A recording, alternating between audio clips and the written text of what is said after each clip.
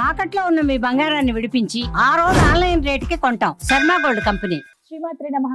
ప్రస్తుతం మనం ఉన్నాము శ్రీ శ్రీ శ్రీ ఆనంద శివకామేశ్వరి సన్నిధానంలో. మనతో పాటు ఉన్నారు మాతాజీ శ్రీ శ్రీ శివకామేశ్వరి ఆనందమయ్య అమ్మతో మాట్లాడదాం. అమ్మ నమస్కారం. శ్రీమాత్రే నమః.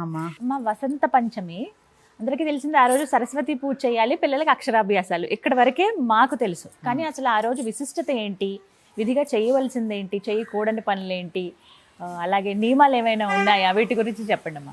తప్పకుండా తెలియజేస్తాను. సుమన్ టీవీ వీక్షిస్తున్న ప్రేక్షకులందరికీ శ్రీమాత్రే నమః.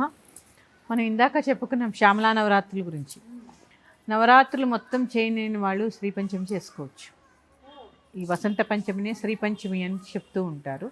సరస్వతీదేవి యొక్క ఆవిర్భావ దినోత్సవం ఈరోజు.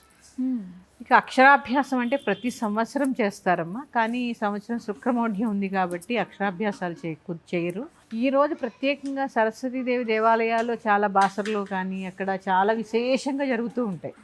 ఈ వసంత పంచమి అందరికీ పెన్నులు పంచుతూ ఉంటారు.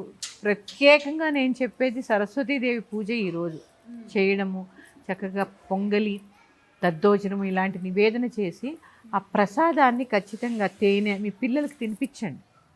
మంచి జ్ఞానవృద్ధి కలుగుతుంది. పిల్లలకే కాదమ్మా, చదువు పిల్లలకి కావాలి, జ్ఞానం పెద్దలకి కావాలి. అవును, నిజం కదా. అందుకని ఆ జ్ఞానం కావాలి అనేటువంటి ఆలోచన రావాలన్నా ఆవిడ యొక్క కృప ఉండాలి. అంటే ఆవిడ అక్షరాన్ని, ఆవిడ మంత్రాన్ని మనం చదవాలి అంటే ఇప్పుడు ఆ నుంచి అహా వరకు చదువుకున్నాం. ఐ ఈ ఓ ఏ ఐ ఓ ఓ ఔ అం అహా, ఇందులోనే ఎన్నో బీజాక్షరాలు ఉన్నాయి. అవి బీజాక్షరాలను అన్ని తెలుసుకునేటటువంటి జ్ఞానం ఎక్కడ కలుగుతుంది? ఆవిడ దయ కలిగినప్పుడు కలుగుతుంది.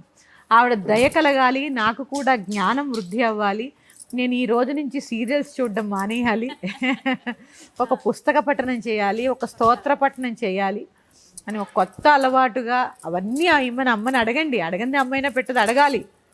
నేను అడుగుతున్నాను. నాకు ఇప్పుడు కాళిదాసుకి అమ్మవారు అడిగితే ఇచ్చింది, నాకు విద్య కావాలి మొర్రో అని ఏడిస్తే కదా విద్య ఇచ్చింది.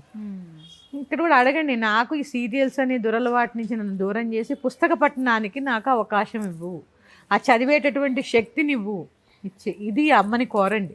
ఇంకా ప్రసాదం నివేదన చేసి నేను చెప్పాను కదమ్మా, తమలపాకులో తేనె మించి సరస్వతి అష్టోత్తరం చేసుకోండి. 108 ఆకులు సిద్ధంగా. ఈ తమలపాకు చాలా లేతగా ఉండాలి.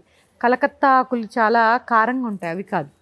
చాలా లేతగా ఉన్నటువంటి తమలపాకును తీసుకొని ఈ యొక్క తేనెలో ముంచి ఇలా కారిపోతాయి కాదు, జస్ట్ ఇలా టచ్ చేయాలంతే.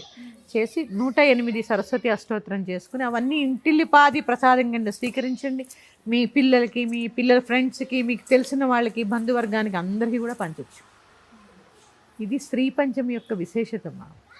ఇక్కడి నుంచి అన్నీ, ఎందుకంటే మాఘమాసం మొదలైపోయింది కదా, మాఘ స్నానాలు, తర్వాత చూడండి సప్తమి, ఇలా చాలా ఉంటాయి. మళ్ళీ భీష్మాష్టమి, భీష్మ ఏకాదశి చాలా ఉంటాయి మాఘమాసంలో. వసంత పంచమి ప్రత్యేకంగా అమ్మవారి యొక్క ఆరాధనకి చాలా విశేషము.